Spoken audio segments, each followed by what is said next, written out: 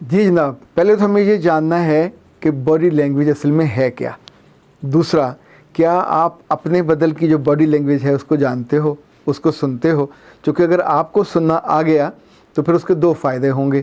آپ نہ صرف اپنی باڈی لینگویج جان سکو گے، بلکہ دوسروں کی جو باڈی کہہ رہی ہوتی ہے، بات کر رہی ہوتی ہے، آپ اس کو بھی بنا کچھ کہے اور بنا کوئی زیادہ ایفرٹ لگائے اس کو سمجھ سکتے ہو. ایک اصولی بات یاد رکھیے کہ دنیا میں جو ہم بات کر رہے ہوتے ہیں، کمیونیکیٹ کر رہے ہوتے ہیں دوسرے انسانوں سے، یہ دو طرح سے ہوتی ہے. ایک کو ہم کہتے ہیں وربل کمیونیکیشن اور دوسرے کو کہتے ہیں نان وربل کمیونیکیشن. وربل وہ ہوتی ہے جس میں لفظ استعمال ہوتے ہیں، جس میں آپ لکھ کر چیزیں دیتے ہیں، اور نان وربل وہ ہوتی ہے کہ جس میں آپ منہ سے کچھ نہیں کہتے، لفظ آپ کے پاس نہیں ہوتے، پر بنا لفظوں کے آپ اس کا اظہار کرتے ہو، اقرار کرتے ہو اور آگے کمیونیکیٹ کرتے ہو. میں آپ کو یہ دلچسپ بات بتاتا چلوں کہ مجھے اس علم کا جو سب سے پہلا تعارف ہوا یہ 2005 میں ہوا، جب میں یونیورسٹی آف لاہور میں ایچ آر پڑھا رہا تھا. اور ایچ آر میں ہم نے خاص طور پہ جو انجینئرس تھے اور آئی ٹی کے لوگ تھے، ان کے لیے باڈی لینگویج کے کچھ کورسز تیار کیے اور ان کو عملاً پڑھایا، سکھایا. اس سے نہ صرف ان کی زندگی میں بہت تبدیلی آئی، بہت بہتری آئی، ساتھ ساتھ مجھے تصاویر بنا کے اس زمانے میں یہ ملٹی میڈیا تو نہیں ہوتا تھا، سلائڈز بنتی تھی، تو میں ساری سے رات بیٹھ کے پہلے چیزوں کو نکالتا، پھر ان کی سلائڈز بناتا اور پھر ان تک لے کے جاتا. تو میں نے نوٹس کیا 7 چیزیں ایسی ہیں کہ جو انفیکٹ اس باڈی لینگویج کے علم میں آپ کے کام آتی ہیں. ان 7 کے بارے میں ہم باری باری بات کریں گے تاکہ آپ اس کو اچھی طرح جان سکو. اچھا، ایک بات یہ بھی یاد رکھیے گا کہ چونکہ دنیا بھر میں اس پہ بہت سی کتابیں موجود ہیں اور دنیا بھر میں بہت سے لوگوں نے اس پہ تخصص کیا ہے. یہ کتاب جس کا میں صرف آپ کو ایک شکل دکھا رہا ہوں، یہ it's all about body language. اس طرح کی بے شمار کتابیں ایسی ہیں جس میں لوگوں نے 10-10 20-20 سال لگانے کے بعد اس علم کو اپنے اینگل سے، جو اس کے اصول تھے، جو اس کے ضوابط تھے، ان کو متعین کیا ہے. لائک جو پہلی بات ہمیں جاننی ہے کہ are you listening to your body? کیا آپ بھی اپنی، جب آپ کھڑے ہوتے ہیں، بیٹھتے ہیں، سوچ رہے ہوتے ہیں، تو آپ اپنے جسم کی جو آواز ہوتی ہے، کمیونیکیشن ہوتی ہے، کیا اس کو سنتے ہو؟ کیونکہ لوگ تو سنتے ہیں، لوگ اس کو سوچتے بھی ہیں، لوگ اس کے بارے میں فیصلہ بھی کرتے ہیں، اور اسی بنیاد پہ لوگ آپ کو اپنے دل میں رکھتے ہیں یا نہیں رکھتے. تو یہ جو بنیادی چیز ہے، اس کا سب سے بڑا ایڈوانٹیج تو آپ کو ہوگا کہ آپ اپنی باڈی لینگویج کو کسی بھی اکیلے بیٹھے ہوئے، دوسروں کے ساتھ انٹریکٹ کرتے ہوئے، فیملی میں، کلاس فیلوز میں، پروفیشنل لائف میں، جہاں بھی آپ ہو، تو جو بھی آپ کرو گے، لائک آپ جب گھر سے کپڑے پہن کے نکلو گے تو بھی آپ کو علم ہوگا کہ ان کی بھی ایک لینگویج ہے، ان کے کلرز کی بھی ہے. جب آپ کسی جگہ کھڑے ہو گئے اور کھڑے ہو گئے آپ ہاتھ باندھ کے، تو اس کی بھی ایک زبان ہے. جب آپ یوں کھڑے ہوتے ہیں تو اس کا بھی ایک زبان ہے. اور جس لمحے آپ ہاتھ پیچھے باندھ کے کھڑے ہوتے ہیں تو اس کی بھی زبان ہے. اور جس لمحے آپ یوں آنکھ سے آنکھ ملا کے بات کر رہے ہوتے ہیں، اس کی بھی ایک زبان ہے. اور جس لمحے آپ آنکھیں چرا کے ادھر دیکھ رہے ہوتے ہیں، ادھر دیکھ رہے ہوتے ہیں، اوپر دیکھ رہے ہوتے ہیں اور سامنے والے کو نہیں دیکھ رہے ہوتے، اس کا بھی ایک بہت سٹرونگ میسج ہوتا ہے. یا تو آپ جھوٹ بول رہے ہوتے ہیں، یا آپ چیز کو چھپا رہے ہوتے ہیں، یا آپ اگلے کو اوائڈ کر رہے ہوتے ہیں. تو یہ تینوں میسیجز اس ایک ادا میں ہوتے ہیں جو آپ کا آئی بال کی موومنٹ. آپ کو شاید علم نہ ہوتا ہو کہ میرے آئی بال اس وقت کر کیا رہے ہیں. اچھا، جب دوسرا اپنے آئی بال کو مجھ سے اور آپ سے آئی کانٹیکٹ نہیں کرتا اور گھماتا ہے تو ہمیں لگتا ہے ہی از انڈر کانفیڈنٹ، پھر ہمیں لگتا ہے یہ جھوٹ کو چھپا رہا ہے. تیسرا یہ بھی لگتا ہے کہ اندر سے ڈر رہا ہے کہ شاید میں اسے مسپرائز نہ کر دوں، میرے ساتھ آئی کانٹیکٹ کرے گا تو کہیں میں اس سے محبت نہ کرنے لگ جاؤں یا وہ مجھ سے محبت نہ کرنے لگ جائے.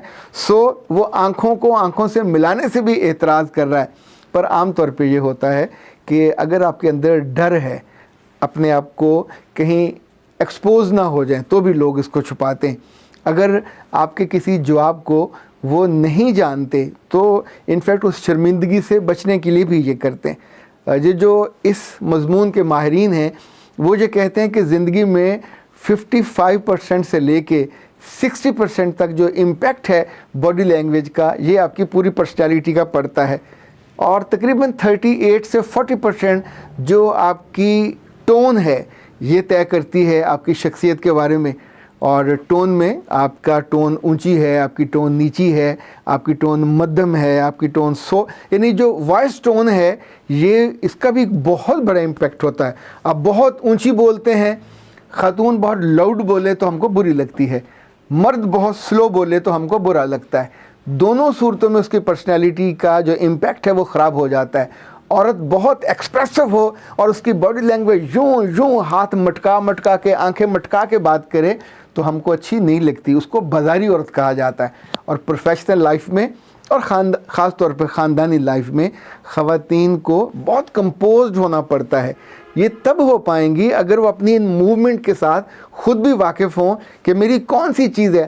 اب دیکھیے میں آپ کے ساتھ اس وقت جب انٹریکٹ کر رہا ہوں تو ہاتھ تو میرے موو کر رہے ہیں, پر جس لمحے آپ کو یہ لگے کہ بہت اوور ہو رہے ہیں, کچھ ایک خاص کمیونٹی ہے وہ ہاتھوں کی لینگویج میں جب تالیاں بجاتے ہیں یا ہاتھ مٹکاتے ہیں تو ہمیں فوراً ان کے بارے میں پتہ چل جاتا ہے کہ یہ نارمل نہیں ہے, نہ ہیوں میں نہ شیوں میں, بلکہ شی میل میں وہ چلے جاتے ہیں.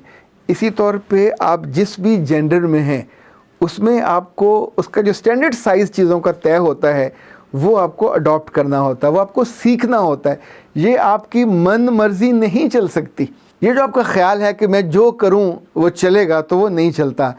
تیسری بات جو آپ کی باڈی لینگویج میں شمار کی جاتی ہے, آپ کی پرسنالٹی کو خوبصورت یا بدصورت بناتی ہے, وہ آپ کے لفظوں کا انتخاب ہے.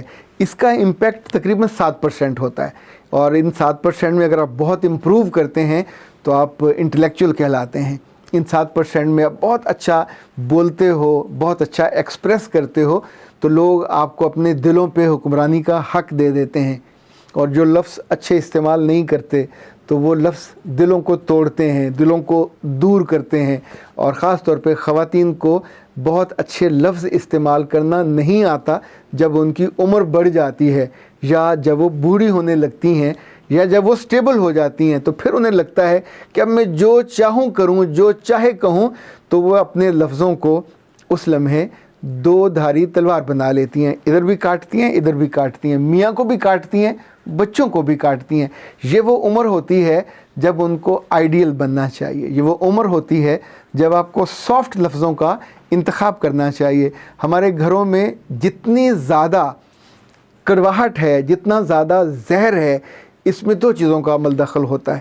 ایک لفظوں کا جو 7% سے کہیں بڑھ کے باقی سب پہ غالب ہو جاتے ہیں. ایک زہریلا لفظ باقی آپ کی پوری باڈی لینگویج کو تہس نہس کر کے رکھ دے گا, آپ کے سارے دعووں کو, آپ کی سارے پچھلی زندگی کی ارننگ کو اور لرننگ کو, چونکہ وہ اتنا زہریلا ہوتا ہے جو آپ سے اچھا استعمال نہیں ہوا ہوتا.